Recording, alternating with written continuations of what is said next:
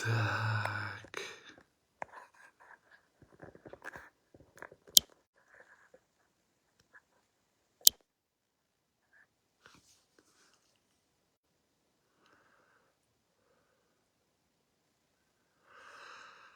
Bir kişi girdi. Что-то geç kirip kaldım. Azger материалдарды okup 3 kişi girdi. Мазали смотрит. Ассаламу алейкум, Мазали. 6 kişi efirde. Aha. 7 kişi. Бөлүшүп койсоңуздар, сураныр. Саламат Сакыбаев, саламат алейкум. Бөлүшүп койсоңуздар эфирлер менен. Салам алейкум. Момунбек Жолдошев. Салам алейкум. Мына уже жаңы кишилер кирип атыптыр эфирге. Эфирге кирип туруңуздар. Анткени деген мен саясат жөнүндө айтам. Карина Исмаил, доброй ночи. Я еще не сплю, я обычно засыпаю в 1-2 ночи. Ира Шамбетова, чоң рахмат, саламатсызбы.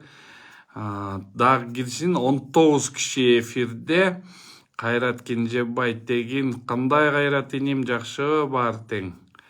Дагы мына 17 киши бөлүшүп койсоңуздар, эфирде көрөк болсун. Талантбек Жумалиев, салам алейкум, Талант, кандайсың?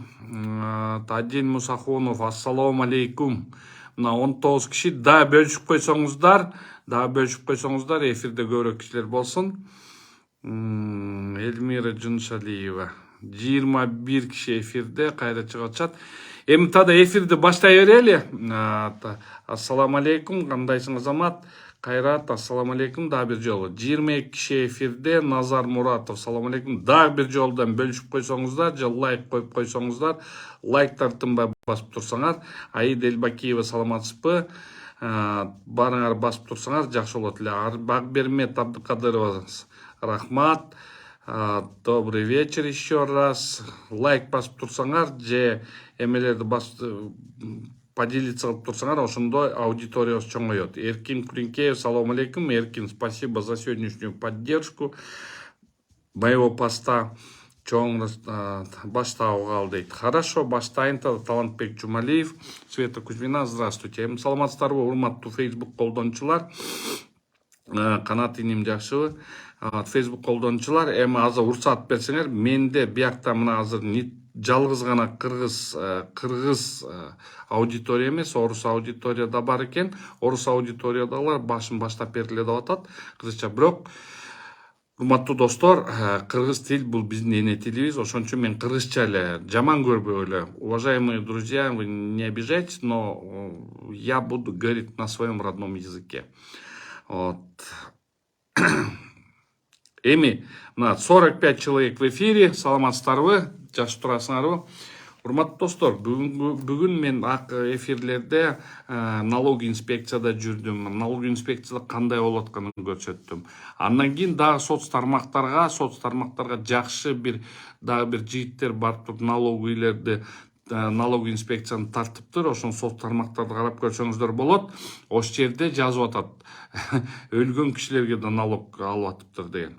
Бул эмнени айтат? Бул налог инспекцияда бул полный толугу менен бардак. Налог инспекциянын, налоговый кодекстин өтө сырой закондугу, өңгөчөсү ККМ дегендердики баары. Анан могу жерде бир суроо жаралып атат да. Суроо жаралып деле эмес, ошо президентибиз биздин Садыр Нуркожоевич нарында айтып атканда айтты. Контрабандисттерди жоготобуз деп. Контрабандисттен тышкары Алмаз Усин Чапаров, Акылбек Усенбекович ошол жерден айтып атат. Контрабандисттер. Если контрабандисттер болсо, мага бир нерсени эле жооп бергилечи. Если контрабандисттер болсо, ошол жака эле постко эле, таможняларга эле кассовый аппараттарды ошол жака коюп койбойсуңарбы? Ошол жактан барып кассовый аппаратты дагы электрон счетко ошол жактан коюп койгон. Силердин жасап аткан кылмыш аракеттериңер бул, мына силер Садыр Нуркожоевичти ушунчалык, Садыр Нуркожоевичтин өзүнүн предвыборный программасында ККМ киргизем деген жок болчу. Бул ККМди киргизем деген полностью предложение Акылбек Жапаровтан кеткен. Раз Акылбек Жапаровтан кеткен соң, бунун баарын придумать эткен именно Акылбек Жапаров. Анда тияктан президент, конечно, Акылбек Жапаровду сактап калайын деп эле, о, мен жооптумун деп атат. Конечно, эми президент болгондон жоопту деп айтат да, кантип ушу айтмак. Бирок Садыр Нуркожоевич, сиз ушу Акылбек Жапаровду ушундай короп калам деп атасыз. Эмне себептен мынчалык коргоп атасыз, түшүнбөйбүз да. Мына азыр бүгүнкү күнү Акылбек Жапаров бул деген Кыргызстан боюнча бул негатив киши.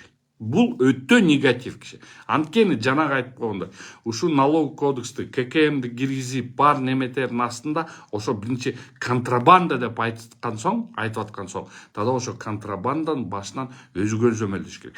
Таможнясы бар, таможня бар, милициялар бар, погранслужбалар бар. Ошолор погранслужба эмелерин баары өтүп атса, эмне себептен контрабанда кирет? Значит, бул деген таможнянын шалакылыгы, пограничный службанын шалакылыгы. Если булар кирип атса, значит, ошол жакта таможнядан каяктан болобу, ошол жактан контрабандный груздар өтүп атат. Бирок силер бир нерсени түшүнбөй атасыңар. Садыр Нуркожоевичка да өтө туура эмес информацияны алып келип атасыңар. Реалдуу информация бул мындай. Азыр мен 100% биякта уверенмин, биякта азыр Садыр Нуркожоевич железно олтурат. Саламатсызбы, Садыр Нуркожоевич?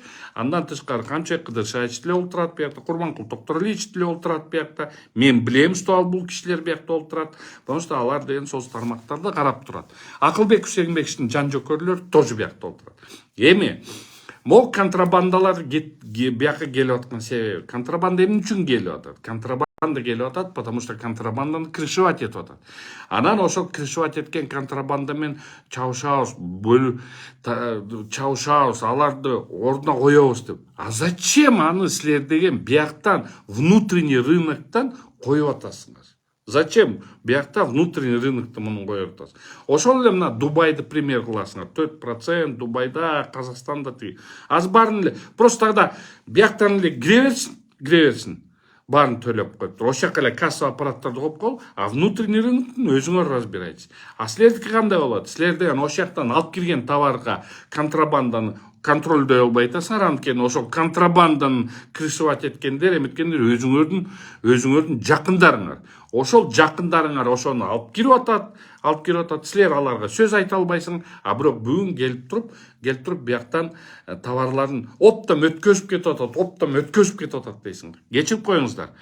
Контрабандист ал оптом алып келди, оптом алып кетип калды. Контрабандист деген эч качан мынтип таратып же подреализация кылбайт. Контрабандист алып келди, оптом өткөзүп салды, акчасын алды, крышасына берди, ошону менен кетти. Ошону менен бок да жок. А бул ККМ, электрон счет фактура тигинде мындай, бул деген мындай чоң эмелерди тийген жок. Олигархтарга же силер айткандай контрабандисттерге тийген жок. Бул деген карапайым элге. Ошол кичинекей лотокто. Силер азыр кулак мындай алдап атасыңар. Садыр Нуркожоевичке вообще туура эмес информацияны берип атасыңар. Мына налог инспекцияны эле просто Садыр Нуркожоевич өзүңүз эле барып налог инспекцияны карап көрсөңүз, мына быйылкы ачылган предприятияларга уже 4%тен уже алып атат. Хотя 423 беренеден налог инспекциянын беренесинде ошол жакта жазылуу, что биринчи ачылгандар биринчи жылы только 1% төлөйт, анан 2% төлөйт дегендер бар.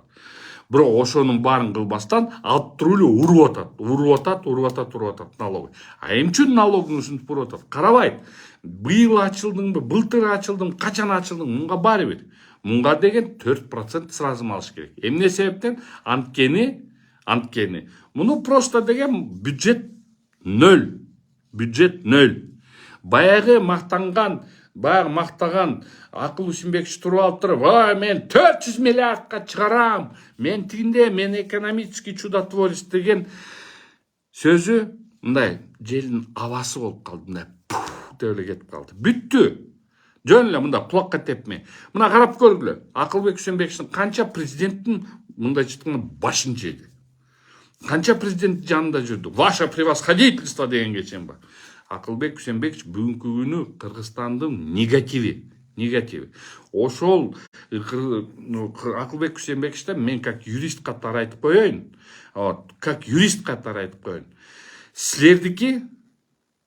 Силердики биякта полностью мындай кылмыш силерге кылмыш кылмыш иш козгосо болот, анткени кылмыш аракеттер. Мына могу жерден Макси жазып атат, Канат байке, бул жакшы көрүнүш, налог, мына давно уже туура налогду төлөшүбүз керек. Налогду төлөшүбүз керек. Кассовый аппарат жаман деп айтып аткан жерим жок. Кассовый аппаратты кириш керек. Бирок азыркы тапта налог инспекция түшүндүрбөй, эч ким мындай пропаганда, мындай ар бир өңгө монтеп, илгери эсиңерде мына өңгөчөсү выборда жүргөндө, мына шайлоо кезинде борбор шайлоо комиссиясы атайын роликтерди чыгарат. Мына бул мындай, бул мындай, могу жерде мындай голос берсеңер болот деп. Ошондойлорду чыгарып жасаш керек болчу. Элге түшүндүрүш керек болчу.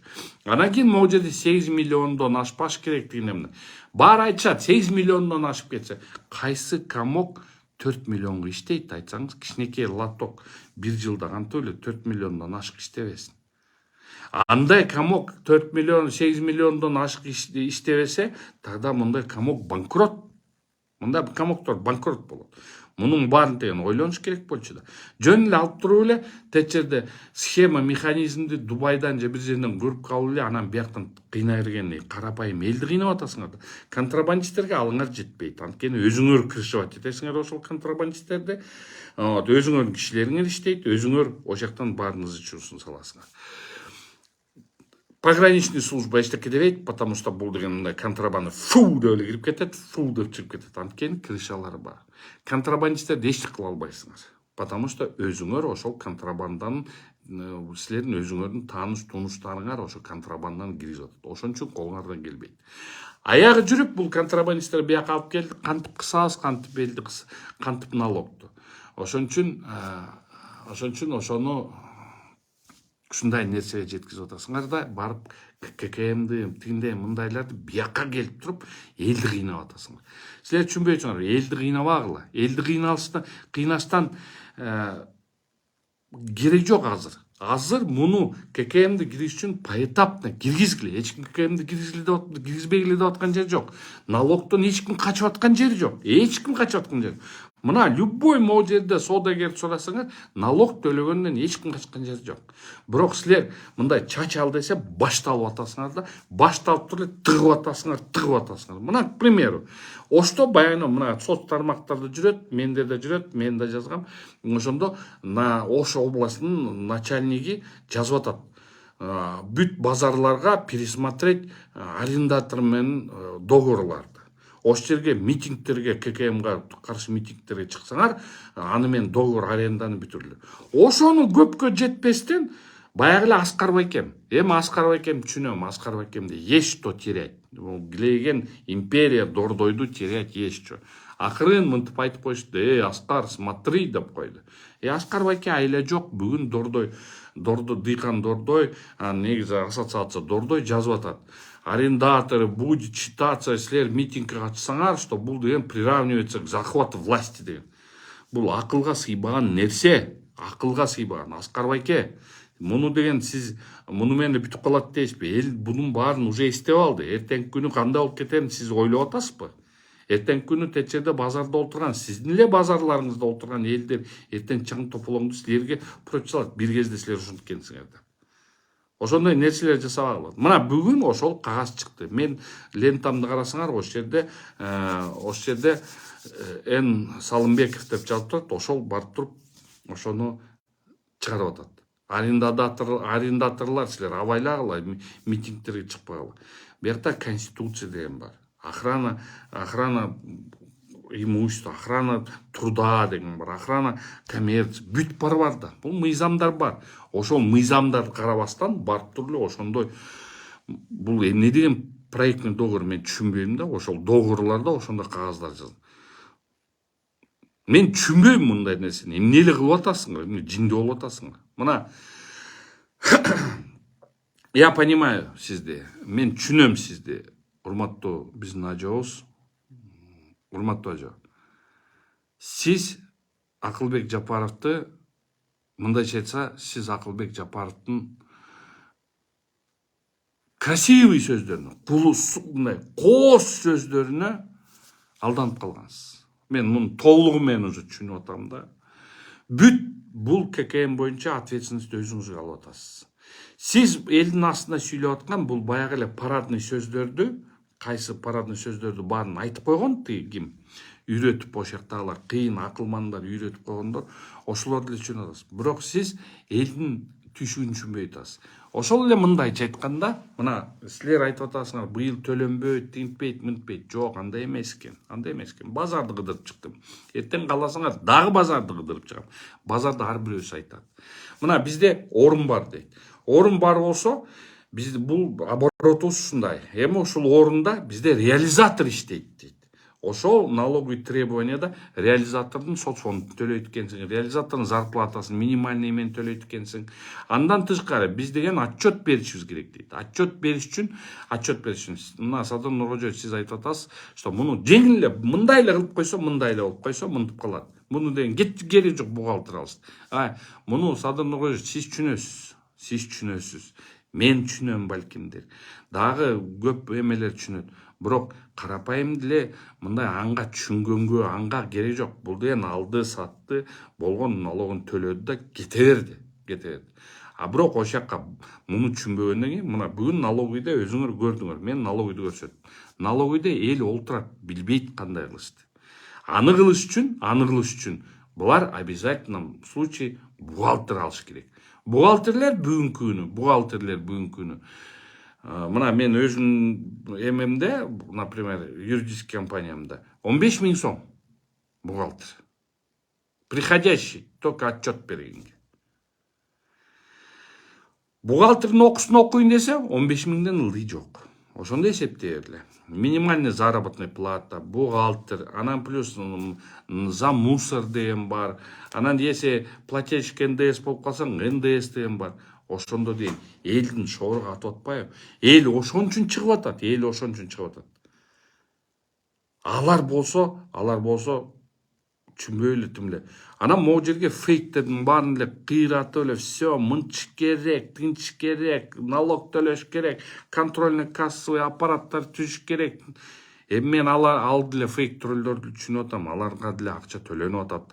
Монт айткыла, жамандагыла. Силер ошол акчаны фейк троллдорго берген акчаны Акылбек Күшөнбекович болобу же кимиси тиякта болобу, жерде фабриканын командирлери троллдордун, фейктердин троллдору. Силер бир нерсени ошол кетирген акчаны андан көрө ролик жасап элге түшүндүрүү максатын жүргүзгүлө да. Түшүндүрүү. Ошол эле налоговый инспекция тияка бияка акчаларын сауна-пауналарга кетип эс албай, андан көрө ошолорго ролик жасаткыла. Мындай мультипликационный ролик кылсаңар, анан могу жерде мындай налог төлөнөт, могу жерде электронный счет фактура мындай төлөнөт, мындай графада мындай жазылат деп, ошол эле силер айтып аткан, ой кереги жок бухгалтер десең, ошондой элерди түшүндүрүү иштерин жүргүзүш керек. Силер бүгүнкү күнү силер түшүндүрүү иштер жүргүзгөн жоксуңар, силер алып туруп эле кыйнап баштадыңар. Мындай резко кыйнап баштадыңар да, налоговый кодексте эптеп атып, через силу киргизип алдыңар. Анан кийин кайра ККМди эметип атасыңар. Алтындарым, силер эмне кылып атасыңар? Өзүңөрдүн элиңердин терисин шыпырып атпайсыңар. Элдин терисин шыпырып атасыңар. Могу жерде бир египетский фараон Дарийге келип айтат, Тиберийге, римский полководецке: уважаемый император Тиберий, я подниму налоги, деп айтса, Тиберий айтат, римский полководец Тиберий айтат: плох тот пастух, который заместо того, чтобы стричь своего барана, он снимает шкуру с барана, дейді. Ошолор ошондой болуп калды. Бүгүнкү күнү мындай чачты алгандын ордуна башты алып салды деген сөз да. Эптеп атып туруп мына эметип атат. Анан кийин мен баягы, например, вице-премьер менен кичине айтыша кеттим, Адылбек Алишевич менен.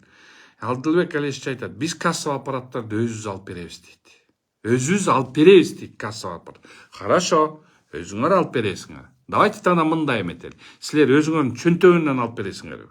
силерде мамлекеттин эсебинен алып бересиңер ошол кассовый аппаратты. А вот эми суроо, ошол кассовый аппараттарды ким алып келип атат? Кимдин фирмасы алып келип атат? Ошол фирма канча эметип атат? Вот элестеткиле, эми Кыргызстанда, например, 5 миллион калк деп эле эсептеле. Ошол 5 миллион калктын 1 миллион калкы базарда олтурат. Базарда олтурат деген мага салды. Ошону ИП кылдыңар. Уже все ИП кылдыңар. Ошол ИПге 1 миллион аппарат аласыңар. 1 миллион аппарат аласыңар. 1 миллион аппаратты Адылбек Алиевич айткандай, бул биз алып беребиз дейт. Биз дегенди түшүндүрүп бер десеңиз, түшүндүрүп бере алышпайт. Анткени мамлекет дейт. 1 миллион аппарат. Бир аппараты деген 1 тыйын эмес да, 1 сом да эмес, 10 сом да эмес, 1000 сом да эмес. Ал аппарат кеминде бир 20 000 сом турат. Эми 1 миллион аппаратты 20 000 сомго көйтүлгөндө, 1 миллион аппаратты 20 000 сомго эметкенде, бул Адылбек Алиевичтин айткан сөзү боюнча, бийлик алып берип атса, 1 миллион аппарат 20 000 сомдон болгондо, бул деген 1 миллиардтан ашып кетип атат. Сомдон. 2 миллиардтан ашып кетип атат. Эми ошол 2 миллиард сомду элге алып берип, ошону менен бизнес кылбай эле койсоңор болот беле, Акылбек Үсенбекович? Мен ойлондум мындай, ошол жагын ойлодуңуз беле, что муну менен бирөө бизнес кылып атат. Силер деген өзүңөрдүн чөнтөгүңөрдөн төлөгөн жериңер жок да, ошол касса аппаратты элге таратабыз деп атасыңар. А ошол касса аппараттарды элге таратардын астында эсептеп эле койбойсуңар. 1 миллион кишиге силер деген азыр касса аппарат киргизесиңер. Жок дегенде 20 000 сомдон бул 2 миллиард сом болуп кетет. Даже 20 миллиард болуп кетет. Мына биякта Нурбек Жамансары айтып атат. Мына көйтүп койгулачы, 1 миллионду 20 000 сомго ошол аппаратты көйтсөңөр, канча сом болот? 2 миллиард болот. 2 миллиардты алып келип туруп, бул касса аппараттын срок деметкен бир ашып баратса 3 жыл. 3 жылдан кийин бул уже кайра кетет. Ошону менен 2 миллиард сомго канча мугалимге зарплатты көбөйтсө болот, канча врачка зарплатты көбөйтсө болот, канча мугалимге үй салып берсе болот. Бул кечирип коюңуздар, бул 2 миллиард, бул 2 миллион доллар болот. Бул силер үчүн акча эмес болсо, Кудай шүгүр, могу жерде карапайым элге бул өтө эле чоң акча. Мына азыр могу жерде айтып атат, 2 миллиард эмес экен, 20 миллиард болот экен. 20 миллиардты коротуп, бийликтин эсебинен контрольный кассовый аппаратты, мына бакта Айнур Абдусаева 2 жыл мурун алганбыз 20 000ге дейт. Кайра алыш керек дейт, көрдүңөрбү? 2 жыл мурун алган. Азыр эми болуптур, Адылбек Алиевич айтты, биз алып беребиз дейт аппаратты. Эми ошол аппаратты алып бергенде 1 миллион эсептейин. 1 миллион базарларда крестьянин, ИП, булардын эметкен 1 миллион киши, ушун 20 000 сом, 20 миллиард.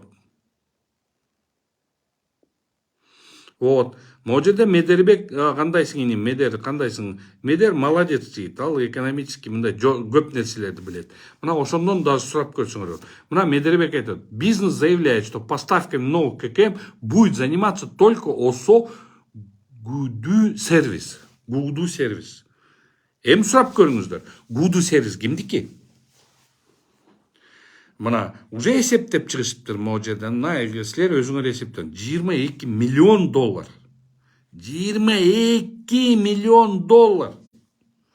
22 миллион долларга канча үй, канча больница, канча эмени? 20 миллион долларга. Укмуш поликлиника салып салса болот. Бөйрөктөрдү менять эткен, азыр биздин врачтар бөйрөктөрдү биякта менять этип баштаптыр. Жүрөктөрдү менять. Ошолорго ушундай бир клиника ачып берсе болот беле? Ренат Садыбаев, Канат Байке, по поводу Абирова прокомментируйте, пожалуйста. Давайте сейчас я не касаюсь Абирова. Абиров это депутат городского кеңеша, депутат Джорг Кеңеша. Депутат Джорг Кеңеша имеет свою неприкосновенность. Этим должен заниматься не президент, не кто-либо. Этим должен заниматься МВД, где должно зарегистрироваться это преступление. Прокуратура должна проконтролировать данные действия и найти. Если есть в нем состав преступления, как хулиганство, то надзорный орган должен обратиться с заявлением Джорг Кеңеш. И Джорг Кеңеш, если увидит в этом и даст разрешение на привлечение к уголовной ответственности, то участник или же сам вот этот Абиров, он понесет эти 22 миллиард, 230 миллион доллар. Нифига себе. Вот. Мен ошону просто аз бияктан өзүңөр эсептей бергиле тияктан. Если 200, поэтому по Абирову давайте тему закроем. Здесь не Абиров. Здесь вопрос идет о ККМ и электронный счет фактура. Ошон үчүн мына Ислам Канатбеков кайра санап чыгыптыр, 230 миллион доллар дейт. Ой, 230 миллион долларды бюджет кантип төлөп бересиңер? Адылбек Алиевич, сиз айтып атасыз, контрольно кассовый аппараттарды биз алып беребиз деп атасың. Бұл акылга сыя турган нерсеби же сыйбай турган нерсе? Мына өзүңөр айткылачы дейм. Мына өзүңөр айткылачы. 230 миллион долларды тияктан аз туура эсептеп атабы, жемин кантип ошону мамлекет төлөп берет. Вот именно мамлекет муну төлөбөйт. Бул жөн эле сөз. Налог инспекциянын начальниги болобу, зам начальниги болобу. Ошо, между прочим, налог инспекция тети зам жаш бала, кыйын бала. Кыйын бала, мен мындай байкайм да ошону, кыйын бала. Бирок ал деле айла жогунан сүйлөп атканы көрүнүп эле турат. Бирок контрольно кассовый аппараттарды алып келген фирманы текшерип көрүңүздөр. Ким бул? Гудо сервис дейби, бул кимдики? 230 миллион доллар бюджеттен кетире албайсыңар. Раз кетире албайсыңар, силер мунун баарын элге элесиңер. Значит, ошо Гудо сервис байыт 230 миллион долларга, ошондон где-то себестоимости жарымы болсун. Жарымы гана байыт, а калганына эл, карапайым эл эмне болот? Эми мына могу жерде Нурбек Жамансаров айтып атат. А чтобы отчеты в налоговую инспекцию сдать, нужно еще флешку купить для ОСО дейт. Вот это тоже есть такое. Мына мен бүгүн налоговый инспекцияда көрсөттүм. Ошол жерде туруп налоговый инспекцияда бар экен эмелерчи, принтерлер турат дейне. Мындай даже мейли силер даже кассовый аппарат эле алып бербей туруп эле ошо принтерлерди алып бергилечи, биринчи налоговый инспекция. Эшиктерге, могу эмелерге принтерлерди коюп койгулачы ошол жака. Андан көрө ошол принтерлер коюп туруп, ошол жактагы түшкөн акчаны ошону бюджетке түшүргүлөчү. А силерде ошол жакта налоговый инспекция принтерлер турат, ошол принтерлерди силер кагаз чыгарбай, ошол жерде айтасыңар, хотите налоги сдать? Вот вам это, идите копию снимите дейсиңер. Мен анын баарын көрсөтүп бердим. Анан кийин кайсы бетиңер менен, Акылбек Күсөнбетович, кайсы бетиңер менен ошону баары эле тарант этип келатасыз да, тарант этип келатасыз. Поэтапно кылса боло турган нерсе да, поэтапно. Муну элге да катуу эметтирбейт, поэтапно. Мейли, силер деген эме разы болбой атасыңар. Тогда эсептеп чыккыла. Тиякта оптовый покупательдердикине оптовиктерге коюп коюлат дегендей контрольный касса. Эч ким айтат, поэтапно деген ошол. Контрольный касса аппараттарды оптовиктерге коюла. Контрольный касса аппаратты граница коюла. Контрольный касса аппараттарды килеген магазиндер коюла. Глобус, народ, ошолорду так бар. Ошол жактар коюла. А вот базарда иштеген, мен айтып аткан жерим жок. Тиякта 5-6 контейнерлер бар. Ошолорду силер налог инспекция эмне кылып жүрөсүңөр? Тогда карашыңар керек. Так, сенде деген бир эле могу точка эмес. Сенде деген могу жерде 10 точка. 10 точкаң бул сеники. Ошол 10 точкага тогда 10 патент алгын, к примеру. Патенттин баасын, ладно, там 5,5 миң болду деп аткансыңар, тиги 10 миң сом кылып салгыла. Ошондо дагы ошол акча силердин азыр пайтап жүргөнүңөрдү ошону көрсөтөт. Анга чейин информационный эмелерди жүргүзгүлө, түшүндүрмөлөрдү бергиле, ошентип акырынан пайтапна бир 5 жылда болсо да ошол ККМдерди киргизесиңер. Жок, азыр киргизебиз, азыр дегени, азыр штрафтарыңа очоюп кеттик. Мына бүгүн жетөөбүздүн балдар звонить этти. Жетөөбүздүн балдар айтты, Канатбек биз деген 5 жыл мурунку штрафтардын баарын алып чыгалыптыр кайра дейт. Азыр болсо штрафтар менен биздики очоюп кетти дейт. Шеле ошон үчүн мына ушунун баарын айтып келип туруп, аягында момундай сөздү айткым келип атат да. Урматтуу Садыр Нуркожоевич, Курманкул Токторалиевич, сиз надзорный органсыз. Бул сиздин колуңузда. Сделайте детальную проверку. Дайте юридическую оценку действиям премьер-министра. Силер бүгүнкү күнү могу премьер-министрди коргоп калабыз деп, Садыр Нуркожоевич, сиз деген элди мындай да, сиз бир кишини коргоп калам деп, бир кишини коргоп калам, бул өтө акылдуу киши деп туруп, сиз миллион деген кишини жокко чыгарып атасыз. Акылбек Үсенбекович, просто баарыбыз эле билебиз да, элдин оозунда да. Акылбек Үсенбекович деле мындай, Кудай шүгүр, всю жизнь госструктурда иштеген адам. Эми биз деле слепой эмеспиз да. Дамаск, тиги, булардын баарын, ошонун баарын, аялы Порошенконун конфеттерин сатат экен го. Эмне деле Порошенконун заводу бар го, Рошен. Ошонун конфеттерин сатат экен. Ошолор балким бизнес кылгандыр. Бирок ошолордун бизнеси в любом случае Глейген Дамаск деген отельге жетпейт акча. Ал деген эмне деген акча? Мисти, Акылбек Үсенбекович, мис боюнча лучше мен тырмабай эле коебуз. Мис боюнча мен толугу менен билем. Кандай алынган, кандай декрет, кимди уговорить деген анын баарын эметпей эле коебуз. Просто могу жерден айтып атканым ошол.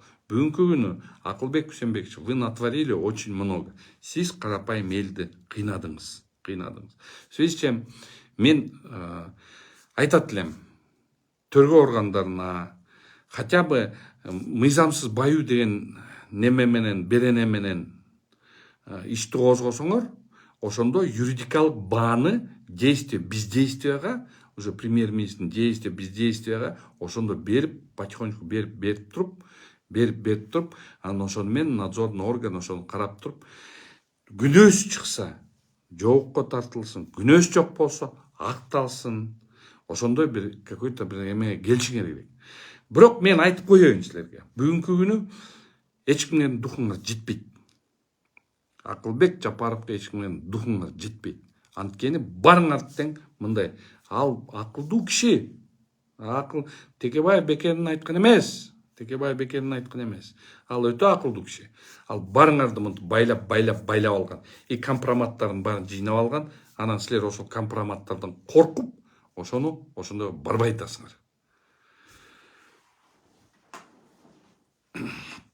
Ой, Айнур Абдумасаева, кандай эле башына айланып калат Үсенбекович.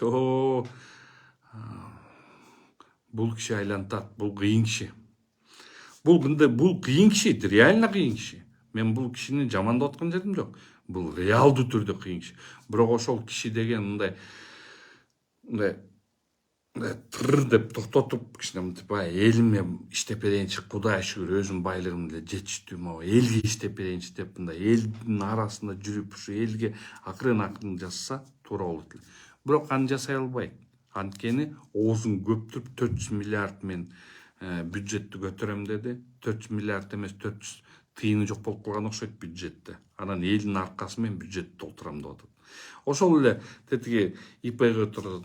Мен уже эмелерди айтпай эле коеюн. Кайсы жерде кандай тетиги эмеге чейин кыргыз алтында эмне болуп атканын, тет жерде өзүнүн кишилерин коюп алып, Далматов менен Улук мырза деген немелерин коюп алып, алар менен эмне деген тиякты операцияларды проворачивать этет. Мен жакын арада бүт барын могу жерге чыгарам.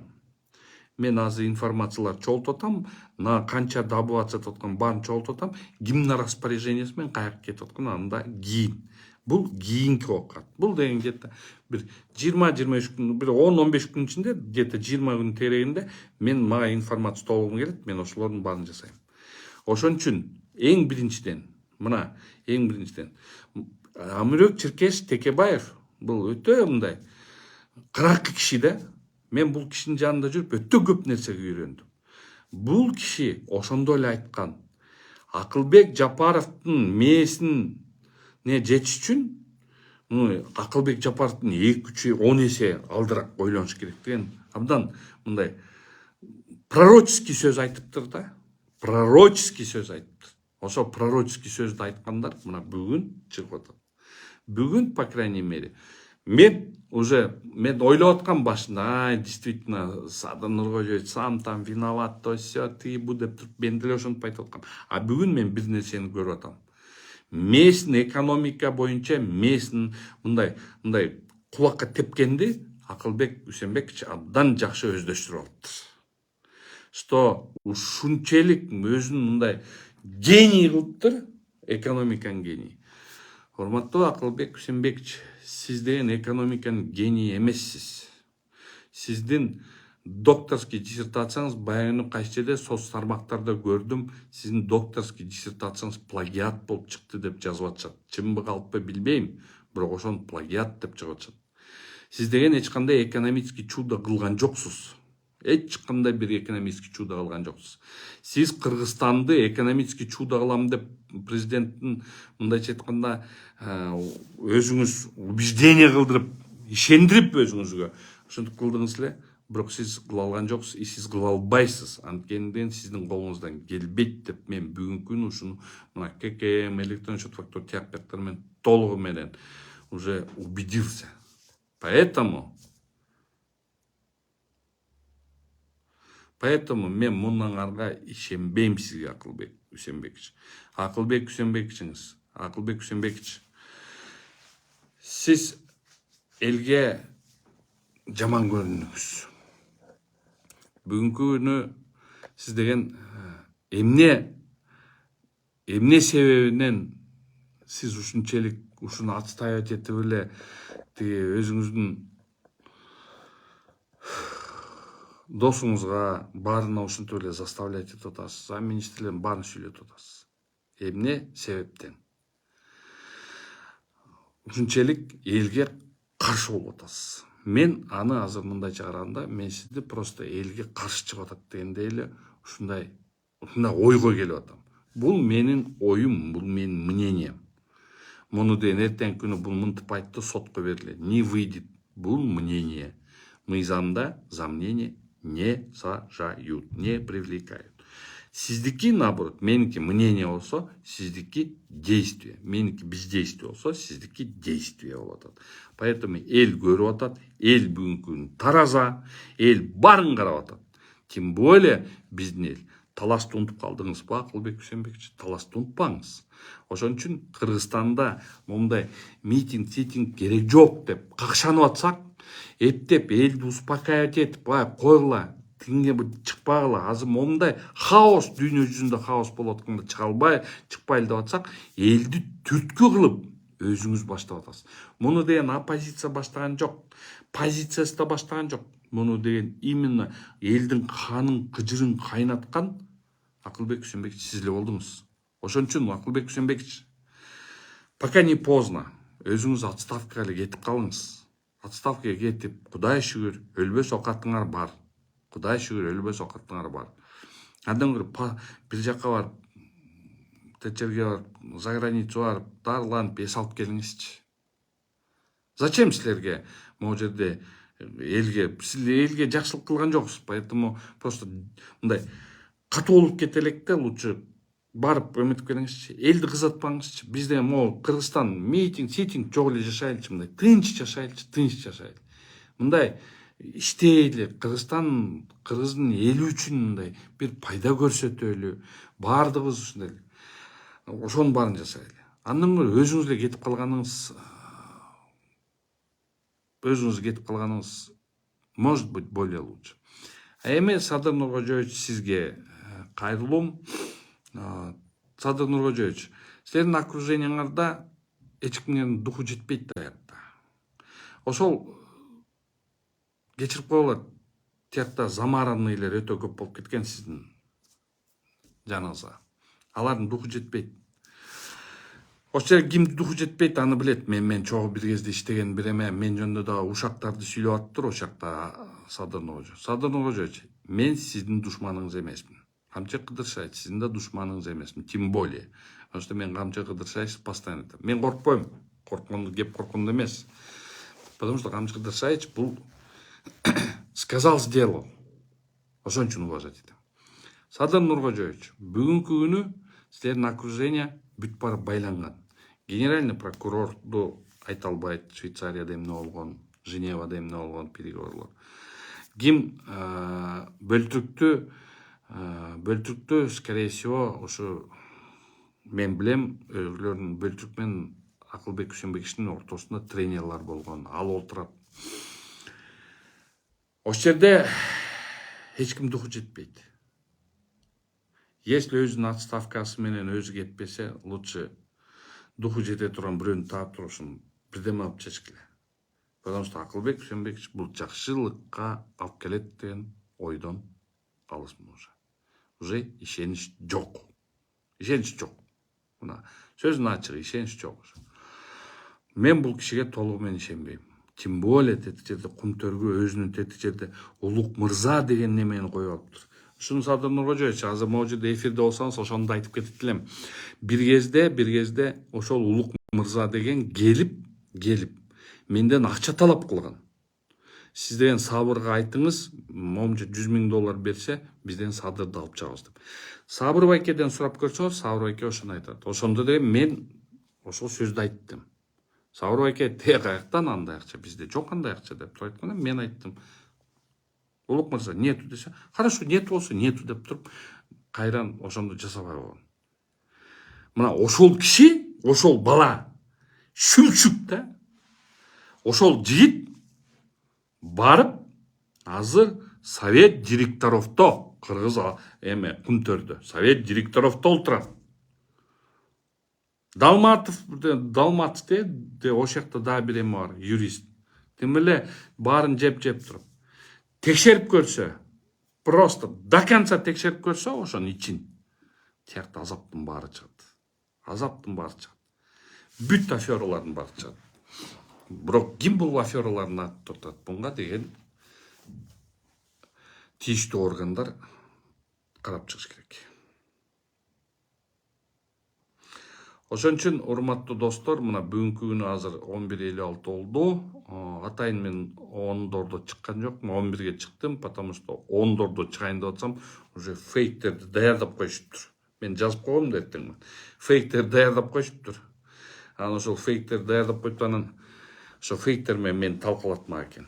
Фейктериңер мага по барабану. Мен силердин фейктериңерден даже теңирбейм. Мен аларды блокировать ете берем. Уже за все это время 5000 фейкти блокировать этип салдым уже. Потому что алардын бирөөсүндө дагы мындай керете кешпири жок, бирок каргандай сөздөр сүйлөйт. Анан убежденныйлер бар. Ошол убежденныйлерге айтып коеюн.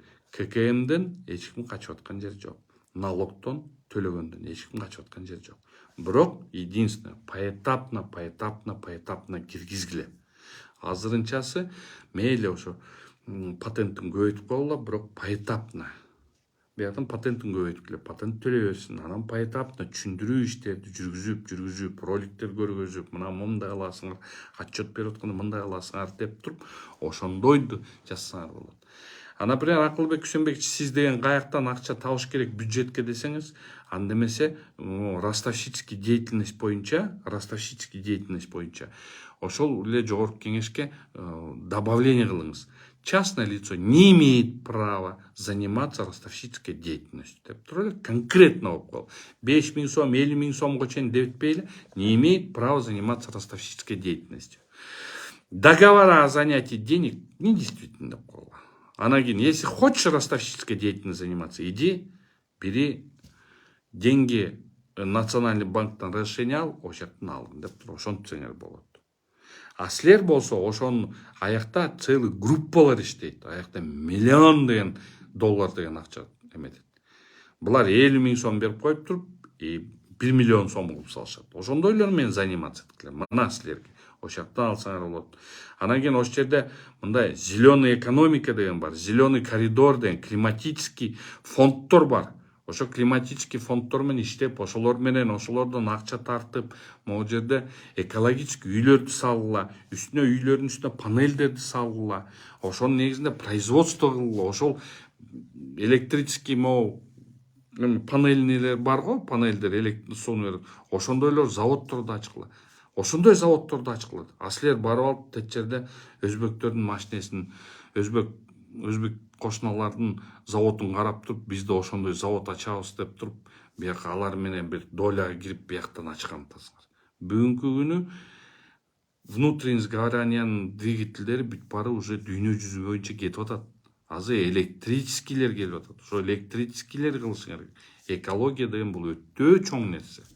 Эртеңки күнү экология деген бул силердин да, биздин да балдар, неберелер, чөбүрөлөр.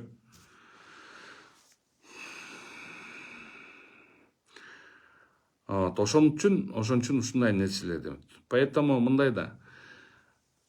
Садан Нуркожоевич, Акылбек Усенбековичти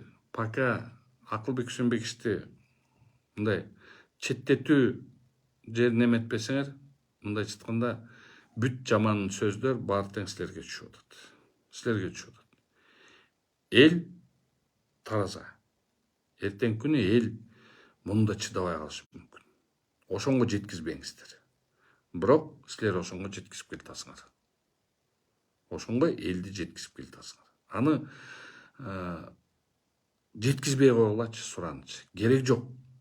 Аны тынч жашайлы. Мына бар эле могу жерде Тилекти жаман көрсөт, Тилек Күреновду. Жакшы жигит ал. Ал деле ушуну күйүп атат. Бул да күйүп атат. Бул да Кыргызстанда, например, Садан Нуркожоевич сизди жамандаган жери жок, личностуңузга киришкен жок. Ал айтып атат, кыргыз элибизди сактап калалы деп атат. Ал деле барып туруп чуркап атат багыш. Баары эле кыргызбыз деп туруп эле могу жер жүрөк согуп атат. Ошол деле жигиттин жүрөгү согуп атат. А силер андан фраг кылып салдыңар. Ошондой нерселерди, өтө көп нерселерди командаңар, Садан Нуркожоевич, силердин командаңар ушундай туура эмес информацияларды берип туруп, өзүңөрдү мындайча айтканда сизге против өзүңүзгө настроить этип атат. Бул туура эмес. Эч ким Кыргызстанда эч кандай митинг деген керек жок деп атат. Тынч жасайлы деп атат. Могу митингтерден жыргаган жокпуз деп атат. Биз деле айтып атабыз, керек жок эч кандай. Митинг деген керек жок. Просто мамлекет, бийлик силер биринчи кадамды өзүңөр таштагыла. Жаныңарда момундай өзүңөрдү саботаж кылгандар кетиргиле. Кичине силер деген мындай очкиңерди чечип койгулачы, суранычы. Эл жакты карап койгулачы, суранычы. Ошо эл жакты эле карап коюңуздарчы. Ушуну эле суранганыбыз. А силер бизди враг кылып атасыңар да. Ой, силерге эч ким враг, кыргызга душман болуп эмне кылабыз? Азыр могу жерде дүйнө жүзүндөгү ушундай акыбал, дүйнө жүзүндө ушундай чоң жаман акыбал болуп атканда бири-бирибизди талкуулап эмне кылабыз? Андан тынч жашайлы. Өзүңөрдүн кыргыздарыңарды өзүңөр враг кылбагылачы. Ошол жерде мындай как она есть бетке айтып койсо, ошону алып туруп бул уже все, ой, бул деген бул все бизге каршы. Кыргызга каршы болбойт. Кыргыз биз уникалдуу элбиз. Бизден айкөө эле элбиз. Балкимдир мынтип айтып алабыз, анан келип туруп мындай сүйлөшүп келгенге эптесиңге бери деп калап баары бири-бирибизди далга чаап өбүшүп калабыз. Ошондой сыйлаш керек да. Кыргыз бири-бирибизди сыйлайлы да. А бирок сыйдын башы бийлик силерде. Элди тартып алышыңар керек өзүңөргө. Ошо жерде мындай таза сүйлөгөн балдарды, ачык сүйлөгөн балдарды өзүңөргө тартып, эл үчүн иштеп берели деп туруп, биримдикти ошол жигиттерди баарын момундай бир колго алып туруп, астыга жылсаңар туура да. А момундай өзүнүн чөнтөгүнө өптеп эле өзүнүн калтасын толтурайын дегендерге наоборот против чыгыш керек да. Анткени биз уникалдуу элбиз. Тегибиз өтө, мына Ислам Канатбеков туура айтып атат. Биздин тегибиз өтө күчтүү тег. Биз качанкы кыргыз. Бүгүн мындайча айтканда Садыр Нурожоевич, сизден Кыргызстан ханыз. Могу жерде отурган кыргыз, любой кыргыз, камалган да кыргыз, качып жүргөн да кыргыз, айтып жүргөн да кыргыз. Ошол кыргызды сактап калыңыз. Сактап калыш сиздин колуңузда. А момундай Акылбек Күсенбековичтей мындай ал деле кыргыз, ал деле жаман деп айта албайбыз аны. Бирок мындай фантазияны реалдуу мындай жерге түшүрүп туруп, реальный сөздү бер, фантазияң токтот, реально кыргызды өнүктүрөлү деп айтсаңар, ошондо жарашмак. Ошон үчүн урматтуу достор, бардыңарга чоң салам. Мына азыр эфирде 70 кишидей болду. Ооба, мына Болот Тутуров айтат, пускай сперва пусть женщины, ребят с тюрьмы. Это вопрос тоже. Вот Болот Тутуров, вы тоже говорите правильно. То, что держит в заключении кемпирабадцев, то я вам авторитетно заявляю. В деле по обвинению этих 26 человек по кемпирабадскому делу, в их действиях состава преступления нет.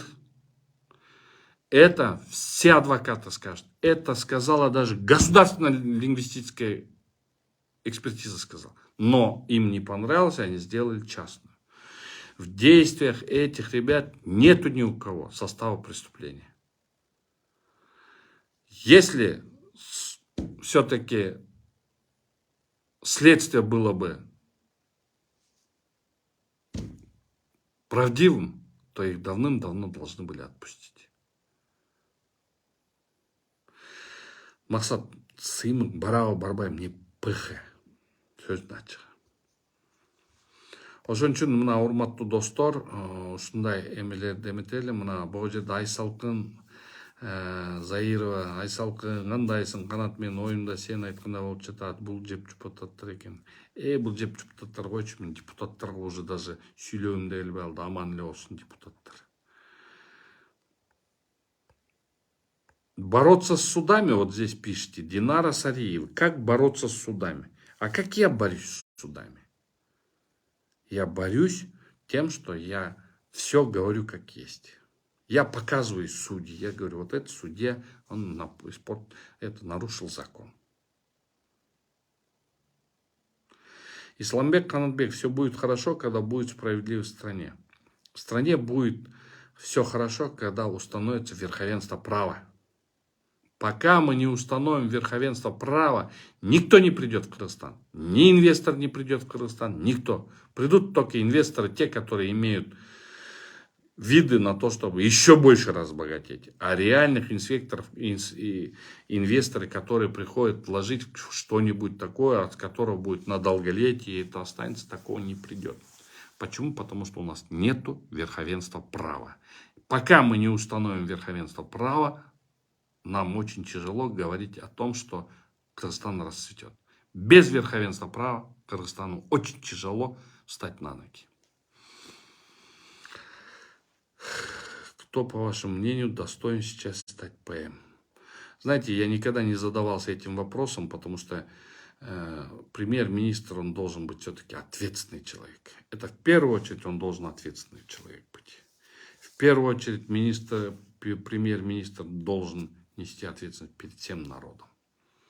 И просто не воровать, и все. Ушуну менен жашаңыздар. В эфире было около 100 человек. Спасибо большое. Да, в такое время надо быть самоубийцей, быть ПМ. Вот правильно, Исламбек Канатбек, вы правильно говорите. Сейчас быть премьер-министром — это быть самоубийцей. Потому что уже этот кабинет министров на полгода, на год вперед, оказывается, у крупных налогоплательщиков заставил выплатить налоги. За полгода, год вперед. Сейчас следующим премьер-министром, мне просто жалко следующего премьер-министра. Следующий премьер-министр — это чистейший камикадзе. Канат, мен Акылбек жеп жутар айттым дейді. Теперь понял мен. Ошон менен бейпилтүн бардыңарга чоң рахмат. Эфирде жакшы уктагыла. Барыңар аман болула. Кыргызстан алга, итока алга. Кыргызстан биз кыйын элбиз. Бирок Кыргызстанда тынчтык керек. Только тынчтык керек. Жакшы алыңыздар. Сапар Исаков ниет.